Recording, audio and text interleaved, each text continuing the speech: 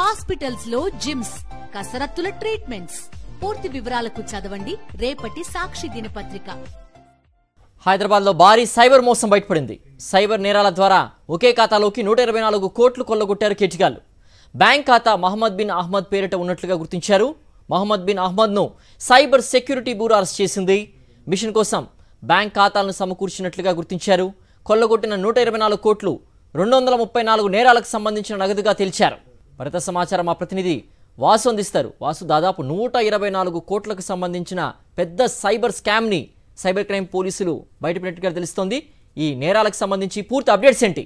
సిద్ధు, ఇటీవల కాలంలో తెలంగాణ రాష్ట్ర వ్యాప్తంగా కూడా సైబర్ నేరాలు పెరిగిపోతున్న నేపథ్యం కావచ్చు, ఖాతాల్లో ఉన్నటువంటి డబ్బులు మాయమవుతున్న నేపథ్యానికి సంబంధించి కూడా సైబర్ సెక్యూరిటీ వింగ్ పూర్తి స్థాయిలో దృష్టి సారించింది. ఈ నేపథ్యంలోనే ఒకే ఖాతాలోకి దాదాపు 2 నెలల కాలంలో 150 కోట్ల రూపాయలు జమ అయినట్లుగా గుర్తించారు. ఆ తర్వాత ఆ ఖాతాలు ఎవరిపైన ఉన్నాయని చూస్తే హైదరాబాద్ సంబంధించి SBI బ్యాంకు చెందినటువంటి 6 కరెంటు ఖాతాలను గుర్తించారు.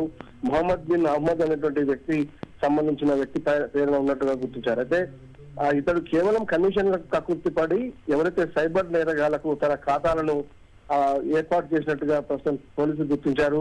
కానీ సైబర్ నేరగాళ్లు ఎక్కడి నుంచి మానిటరింగ్ చేస్తా ఉన్నారు అంటే ప్రధానంగా కూడా ఇతర దేశాల నుంచితో పాటు గోర్గావ్ లాంటి ప్రాంతాల్లో కూడా ఉండి ఇలాంటి నిందితులను హైదరాబాద్ లో ఆసరాగా చేసుకుని కూడా వాళ్ళ ఖాతాలను ఉపయోగించి కూడా ఇక్కడ ఉన్నటువంటి వారి వ్యక్తుల ఖాతాల్లో నుంచి నేరుగా జమయ్యే విధంగా ఈ సైబర్ సెక్యూరిటీ సంబంధించినటువంటి నిందితులు చేస్తూ ఉంటారు. అది ప్రధానంగా కూడా ఈ యొక్క మొత్తం జరిగినటువంటి నేరాల్లో కూడా 234 నేరాలకు సంబంధించి 124 కోట్ల రూపాయలు కేవలం 2 నెలల కాలంలోనే ఈ 6 అకౌంట్లోకి జమ అయినట్టుగా పోలీసులు గుర్తించారు.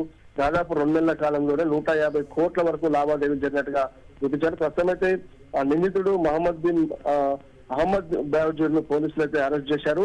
అంటే ఎవరు ఈ ఖాతాలు తెరిపించారు, ఎవరు ఈ సైబర్ నేరగాల అంశానికి సంబంధించి దర్యాప్తు సాగుతా ఉంది.